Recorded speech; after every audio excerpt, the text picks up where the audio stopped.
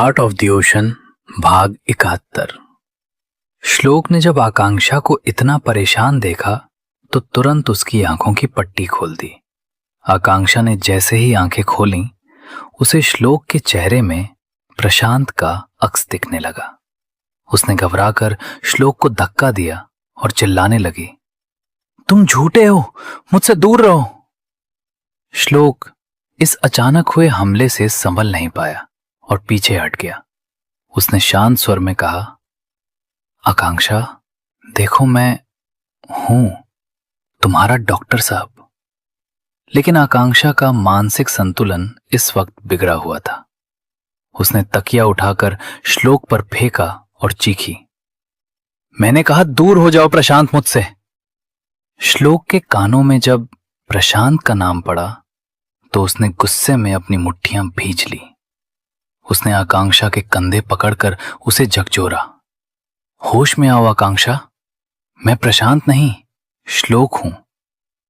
श्लोक का चेहरा देखते ही आकांक्षा सदमे में बेहोश हो गई। श्लोक ने उसे बिस्तर पर लिटाया और सोचने लगा, आखिर इस इंसान ने इसके साथ क्या किया है। मुझे पता लगाना ही होगा। उसने गीले कपड़े से आकांक्षा के आंसू पोंछे, उसके माथे को चूमा और भारी कदमों से कमरे के बाहर निकल गया।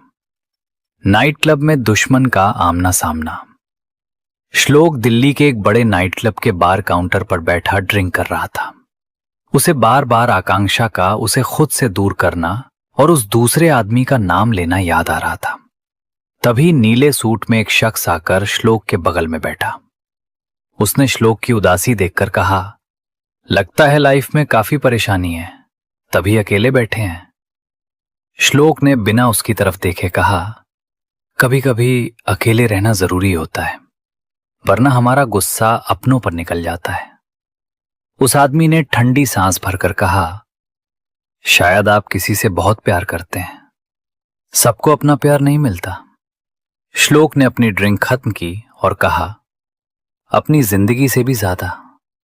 जब श्लोक वहां से चला गया तब उस आदमी का सहायक पास आया और बोला, मिस्टर प्रशांत, हमें चलना चाहिए। प्रशांत ने उस दिशा में देखा जहां से श्लोक गया था। उसे श्लोक के कपड़ों से आकांक्षा की हल्की खुशबू आ रही थी।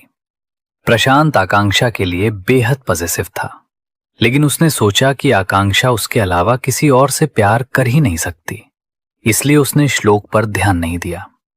प्रशांत ने चलते हुए पूछा, संजय अरोड़ा क्या कर रहा है?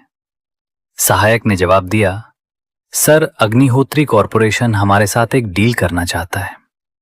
प्रशांत की आंखें सिकुड़ गईं। वो सोचने लगा कि इतनी बड़ी कंपनी उनकी छोटी कंपनी के साथ काम क्यों करना चाहती है। लक्ष्य की सलाह और पछतावा, श्लोक वहां से सीधा लक्ष्य के घर पहुंचा। लक्ष्य ने उसे शराब की गंध में डूबा देख फौरन माजरा समझ लिया। श्लोक ने उसे सब सच बता दिया। लक्ष्य ने उसे ढांढस बंधाते हुए कहा, श्लोक, उसका अतीत बहुत गहरा और काला है। पुरानी यादें उसे डरा देती हैं। अच्छा हुआ जो तुम वहां से चले आए, वरना तुम्हारी कड़वाहट उसकी मानसिक स्थिति और बिगाड़ सकती थी।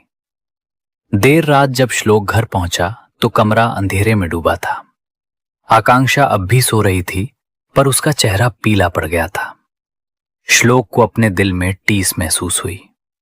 वो उसे गिरने से बचाने के लिए बेड के बीच में करने लगा और खुद से बुदबुदाया, तुम जल्दी ठीक क्यों नहीं हो जाती? मैं तुम्हें तुम्हारे अतीत से दूर रखना चाहता हूं, पर हार जाता हूं। तभी आकांक्षा की नींद खुल गई। उसे धुंधली यादें आने लगीं कि उसने श्लोक को धक्का दिया था और उसे प्रशांत पुकारा था। उसका शरीर कांपने लगा और आंखों से आंसू बहने लगे। श्लोक ने जब उसे जागते हुए देखा तो उसका चेहरा भावहीन हो गया। वो समझ नहीं पा रहा था कि उसे गले लगाए या दूर रहे। तभी उसे आकांक्षा की कांपती हुई आवाज सुनाई दी। क्या आकांक्षा श्लोक से अपनी इस हरकत के लिए माफी मांगेगी? प्रशांत और श्लोक की बिजनेस डील क्या नया तूफान लाएगी? क्या श्लोक को पता चलेगा कि जिस आदमी से वो क्लब में मिला वही प्रशांत है? जानने के लिए सुनते रहिए हार्ट ऑफ द ओशन।